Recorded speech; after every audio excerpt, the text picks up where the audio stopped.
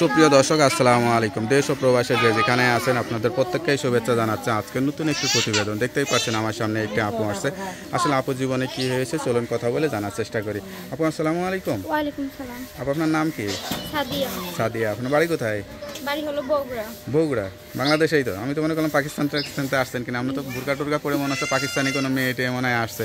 পাকিস্তানি মেয়ে হলে তাহলে আজকে আর বাংলাদেশে কষ্ট করে প্রতিবেদন আইতে হতো না, তাহলে খুব ভালো থাকতাম। কিসের কষ্ট আসলে? কিসের কষ্ট? মনে কর অসুস্থ মা আছে আর একটা দাদি আছে। হ্যাঁ, দাদি মনে কর দাদিও অতটা ভালো না, অসুস্থ। তারপরও দাদি আর আমি মনে কর আম্মুরও কষ্ট কইরা ওষুধ কিনে খাওয়াই, কি করবো বলো? আচ্ছা আচ্ছা। আপনার মা বাবা কি হয়েছে? বাবা নাই, বাবা চলে গেছে। বাবা চলে গেছে? বাবা নেশা করতো, নেশা ভান করে কোন দিক চলে গেছে কোনো খবর নাই বাবার। বাবার প্রতি যে একটা দায়িত্ব থাকে বাচ্চাদের, সেই দায়িত্বটা বাবা কখনো পালনই করি না। সারাটা জীবন নেশা খেয়ে দিন কাটে। বাবার কারণে মানে আপনার মতো এরকম সুন্দরী মেয়ের জীবনটা এলোমেলো হয়ে গেছে। বাবা থাকলে হয়তো থাকতো তাহলে কি আর আজকে প্রতিবেদনে আসতে হতো? বাবা থাকলে তাহলে তো হয়েছিল, জীবনে সবার লাইফে কত কিছু হইতো। আজকে বাবা নাই বলেই তো এত কষ্ট কইরা দাদি আর আমি মনে করো আম্মুটা খুব অসুস্থ, আম্মুর হলো মাথার সমস্যা, এই কারণে। হ্যাঁ, লেখাপড়া করছিলেন? লেখাপড়া করছি কোন ক্লাস পর্যন্ত? 6 পর্যন্ত। 6 পর্যন্ত? তো অনেকটাই করছিলেন। আর এসএসসি পাস করতে পারলে তো নিজে প্রতিষ্ঠিত হয়ে যেতে এসএসসি পারতেন। পাস করলে ইনশাআল্লাহ আল্লাহর রহমতে কোনো না কোনো চাকরি অবশ্যই যাই হোক অল্প কিছু তো হয়তো নিজের পায়ে নিজে দাঁড়ানো।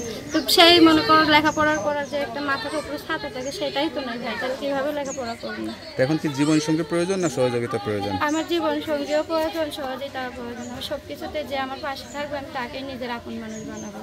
একটা মেয়ের জীবনে যদি একটা ভালো জীবন সঙ্গী থাকে তার তো সহযোগিতা লাগে না। ওই তো সেই তো যে থাকবে সে সব কিছু মিলেই থাকবে, ঠিক আছে ভাইয়া? আমি এটাই চাই। তা মুখটা ডেকে আসছেন মানে পর্দার আড়ালে কোনো কিছু আমি মিথ্যা বলতেছেন না তো? পর্দায় মনে করো মুখটা ঢেকে আছে, আমি আর 10টা ছেলের সাথে কথা বলতে চাই না। আমি চাই একটা ছেলের সাথে কথা বলতে, একজনের সাথে ভিডিও বলে আসতে চাই, ঠিক আচ্ছা আছে? আচ্ছা, যাক, কথাগুলো শুনে খুব ভালো লাগলো। কথার মতো যাতে জীবনটা সুন্দর হয় সেই দোয়াই করি। তা আপনার সঙ্গে কিভাবে যোগাযোগ করবে? একটা ছোট ফোন আছে বাটামালা, সে যদি আমাকে যদি বলে যে হ্যাঁ আমি তোমার মুখটা দেখবো, সুন্দর মুখটা, একটা ভিডিও কলের সে ব্যবস্থা করে দিবে। আর যতদিন ভিডিও কলের ব্যবস্থা না করে যেতে হবে সেতদিন আমার একটা ছোট বাটামালা ফোন আছে, ওইটা বাটামালা ফোন দিয়ে কথাবার্তা যোগাযোগ হয়ে তার নাম্বারটা একটু বলে দেন, মুখস্থ আছে? তার নাম্বারটা আমার কাছে দেন, আমি দেখে বলে দিই। আপুর নাম্বারটা হচ্ছে 01322695501। নাম্বারটা আবার বলে দিচ্ছি, 01322695501।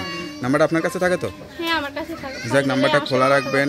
আর যত কষ্ট হোক 5 ওয়াক্ত নামাজ কালাম পড়ে আল্লাহর কাছে দোয়া করবেন, আল্লাহর কাছে চাইবেন, আল্লাহ আপনার মনে আশাটা পূরণ করবে। তার কিছু বলতে চান? না, কিছু বলার কিছু না। এখন যে আমার পাশে থাকবে সে আমার ফোনে যোগাযোগ করলে আমার ভাই। তো ওকে আপু, ভালো থাকেন, দোয়া করি। আসসালামু আলাইকুম।